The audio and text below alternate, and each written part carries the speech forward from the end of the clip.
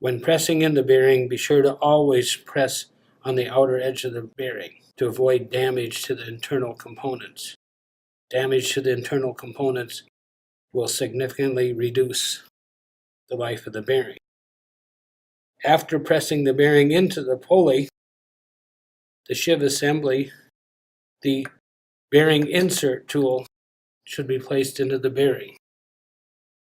This avoids damage to the inner races here and here when installing.